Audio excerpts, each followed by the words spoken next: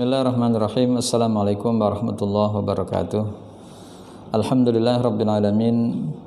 Wa bihi nasta'inu ala umuri dunya waddin wa ala alihi wa ashabihi wa man tabi'ahum bi ihsanin ila yaumiddin.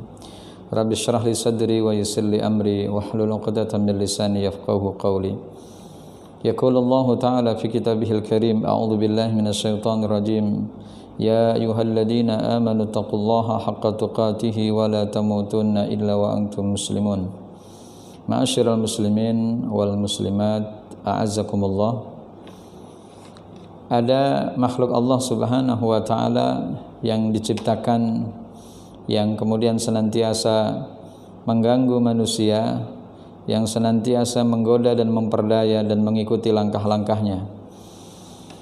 Tentu kita tahu bahwa yang dimaksudkan dari makhluk itu adalah syaitan. Bahkan ada kata sifat yang menyertai dari kalimat itu, yaitu ar-rajim, yang diartikan al-mal'un, yang artinya dilaknat. Perseteruan abadi antara manusia dengan syaitan adalah merupakan perseteruan yang akan berlanjut hingga akhir zaman. Maka ia dikatakan sebagai aduun ladud, ataupun musuh bebuyutan bagi anak cucu Adam alaihissalam.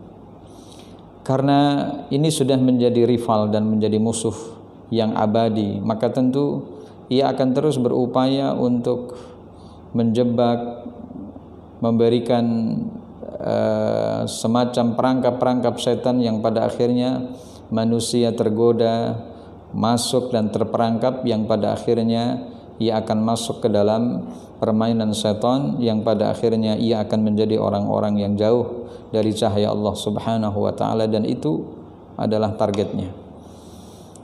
Dan banyak manusia yang mengetahui itu, sampai kemudian Fudail bin Iyad ketika didatangi oleh sebagian besar dari kaum muslimin yang waktu itu ada di Basrah, di kota Irak, ketika mereka sudah berkali-kali meminta hujan kepada Allah Subhanahu wa taala dengan cara salat istisqa, dengan cara memperbanyak istighfar kepada Allah Subhanahu wa taala, tapi ternyata ikhtiar mereka belum membuahkan hasil. Sampai pada akhirnya mereka mendatangi Abu Ali, atau yang kita sebut dengan Fudail bin Iyad. Mereka ingin berkonsultasi kepada beliau. Apa yang menyebabkan hal yang demikian? Allah Subhanahu wa taala belum menurunkan hujannya kepada kita semuanya, wahai Syekh, kata mereka. Padahal sumur sudah banyak yang kering, rerumputan juga sudah banyak yang kering, lalu kemudian banyak hewan ternak yang mati, dan ini nggak mungkin berlama-lama akan terjadi. Tapi justru pertanyaan mereka dikembalikan lagi dengan jawaban, bagaimana doa kalian akan diijabah oleh Allah Subhanahu wa taala karena hati kalian mati.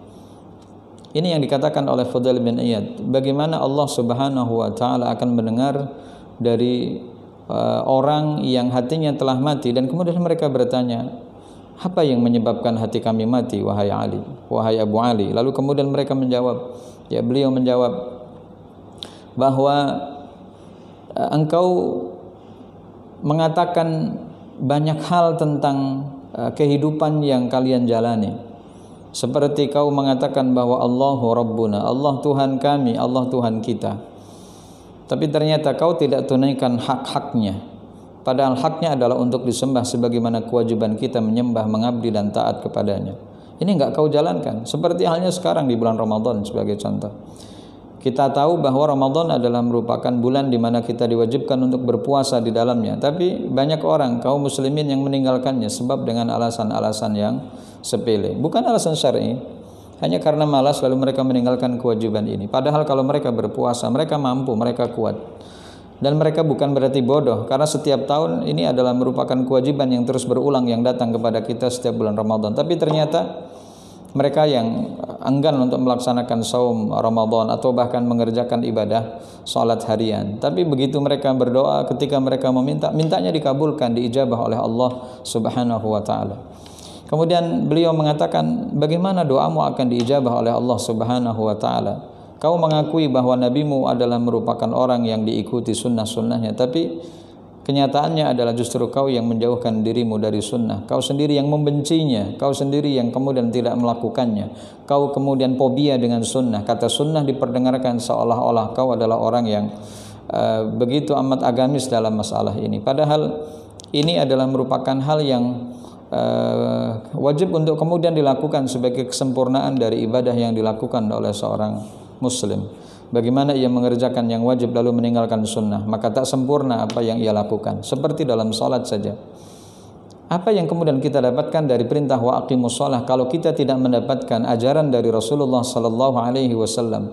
Lalu kemudian ada orang yang mengatakan ini wajib, ini sunnah, ini mubah, lalu kemudian mereka hanya mengatakan yang wajib dikerjakan sementara yang sunnah ditinggalkan, yang pada akhirnya mereka telah meninggalkan ruh di dalam salat, yaitu al-khusyu' wa tuma'ninah, sehingga mengerjakan salatnya dengan cepat. Ma'asyiral muslimin azakumullah. Ini kata Fudail bin Iyad kepada penduduk Basrah pada waktu itu, yang juga bisa menjadi pelajaran dan cerminan bagi kita semuanya. Kemudian yang ketiga, kau katakan bahwa al-mautu qarib, bahwa kematian itu dekat, tetapi justru yang kau lakukan setiap hari adalah seperti kalian tidak mempersiapkan hari yang dekat itu, tidak mempersiapkan dari hari kematian kalian. Kalian justru semakin asyik, maksuk dengan kehidupan duniawi. Kalian seperti orang yang seolah-olah selama-lamanya akan hidup di dunia. Apa-apaan ini, kata beliau. Fa innal mauta qarib, fa idza jaa ajaluhum la yastakhiruna sa'atan wa la yastaqdimun. Begitulah bahasa Al-Qur'an mengajarkan kepada kita, apabila ajal itu sudah datang, maka dia tidak bisa diawalkan dan juga tidak bisa diakhirkan. Apa yang akan kita katakan ketika malakul maut datang kepada kita? Besok saja kau datang kembali, sementara hari ini aku belum siap. Hal ini tak akan bisa diterima oleh malak yang akan sebentar lagi mencabut nyawa manusia. Kemudian beliau mengatakan, kau katakan bahwa syaitan itu adalah merupakan musuh yang nyata bagi kalian, tapi ternyata faktanya setiap hari kalian justru mengikuti langkah-langkahnya. Dan itulah fakta yang kemudian dihadapi dan kemudian kita lihat fenomena dari kaum muslimin secara khusus dan manusia secara umumnya. Mereka bukan tidak tahu bahwa setan adalah merupakan musuh yang nyata, tapi fakta yang ada di lapangan justru mereka berteman dengan setan. Ma'asyiral muslimin azakumullah. Maka menutup pintu setan adalah merupakan sebuah keniscayaan bagi kita untuk memaksimalkan ikhtiar kita bagaimana supaya ia tidak mempengaruhi apa yang kemudian kita fikirkan, apa yang kita lakukan, sehingga apa yang kita lakukan adalah untuk Allah Subhanahu wa taala. Maka apa yang dikatakan oleh seorang penulis yang bernama seorang penulis Al-Bahrul Ra'iq fi Zuhdi wa Raqa'iq, yaitu Dr. Ahmad Farid, beliau mengatakan dalam bukunya bahwa pintu setan itu sangat banyak, sehingga kewajiban bagi kita adalah untuk menutup pintu-pintu itu. Ketika kita melakukan hal yang demikian, ini sama saja kita telah membukakan pintu setan itu untuk masuk dan menguasai hati yang kita miliki. Sementara kita tahu hati yang kita miliki adalah bak laksana seperti benteng yang akan melindungi keimanan dan ketakwaan kita kepada Allah Subhanahu wa taala dari gangguan musuh. Begitu benteng koyak, pintu rusak, jendela rusak dan semua pertahanan lumpuh, maka dengan mudahnya setan akan menguasai hati kita, dan begitu hati dikuasai, maka ia seperti pemain bola yang akan bisa mengendalikan bola yang ada di kakinya untuk ia tendang ke sana kemari dan dipermainkan sesuka hati. Inilah gambaran bagaimana ketika orang melakukan apa yang disebut dengan hubus syahwat, yaitu kemudian al-ghadab, yaitu pintu syahwat, dan kemudian pintu amarah adalah merupakan pintu utama yang dimiliki oleh setan untuk bagaimana ia dengan mudah menguasai hati dan pikiran manusia. Kenapa beliau mengatakan, yaitu Ahmad Farid mengatakan, kenapa babul ghadab wa babus syahwah, yaitu pintu amarah dan pintu syahwat adalah merupakan pintu utama yang dimiliki oleh setan? Karena ketika orang sedang marah, ia kemudian tidak bisa mengendalikan dirinya, sudah tak bisa lagi dibedakan mana yang halal dan mana yang haram, mana yang mestinya ia fikirkan dengan cara yang jernih, tindakan apa yang akan ia lakukan dalam masalah yang ia hadapi sudah tak bisa lagi berpikir. Karena kemarahan lebih identik dengan hawa nafsu yang kemudian dimiliki untuk melakukan apa yang ia mau pada waktu itu tanpa bisa mengontrol dirinya.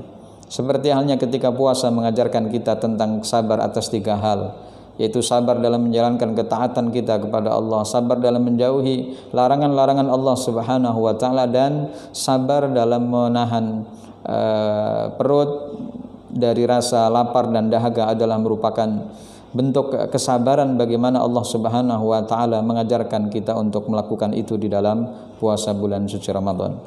Ma'asyiral muslimin wal muslimat a'azzakumullah. Kemudian pintu ketiga dan keempat yang dikatakan oleh Ahmad Farid dalam buku beliau adalah yaitu dengan hubbud dunya wal hirs, yaitu cinta dunia dan kemudian lobak terhadapnya, kemudian al-hasad yaitu kedengkian terhadap nikmat yang Allah berikan kepada orang lain juga merupakan pintu yang dimiliki oleh setan untuk kemudian bisa dibuka dan menguasai hati kita.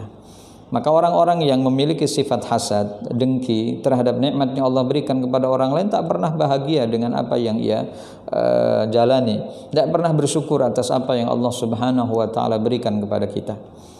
Orang dengan penghasilan 1.400.000 per bulan, ketika ditanya, "Cukup enggak, Mas?" "Cukup, Ustaz."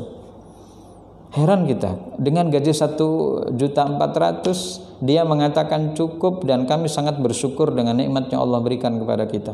Bagaimana dengan orang dengan gaji 10 juta, 20 juta, bahkan 100 juta per bulan, terus kemudian mereka masih mengeluh, mereka masih mengatakan bahwa gaji kami belum cukup, gaji kami sedikit. Lalu kemudian letak masalahnya di mana? Letak masalahnya adalah karena ia tidak bersyukur terhadap apa yang Allah berikan kepadanya, sehingga ia terus memperturutkan keinginan-keinginan yang kemudian ia miliki sampai pada akhirnya terjebak dengan permainan-permainan hubbus syahwati wa hubbud dunya.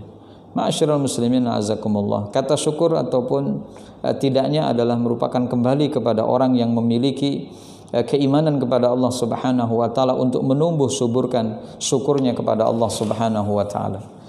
Inilah yang kemudian disampaikan bahwa pintu-pintu setan begitu banyak, bukan hanya 4 saja, yaitu tentang amarah, kemudian syahwat, kemudian dengki, dan kemudian juga lobak ataupun cinta terhadap dunia. Tapi masih banyak pintu-pintu setan yang dimilikinya. Artinya ia punya 1001 cara untuk menggoda, mengganggu, dan kemudian juga menjauhkan manusia dari tuntunan ilahi, dari tuntunan Allah Subhanahu wa taala.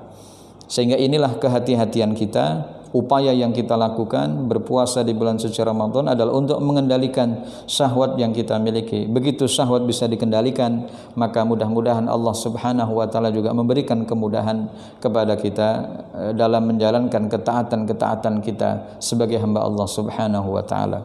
Mudah-mudahan Allah Subhanahu wa taala memberikan pertolongannya kepada kita dalam menjalankan perintahnya, sebagaimana juga Allah memberikan taufik kepada kita untuk menjauhkan diri dari perkara-perkara yang dilarang, sehingga Allah jadikan kita sebagai orang-orang yang selamat di dunia ini dan tentu selamat juga di akhirat.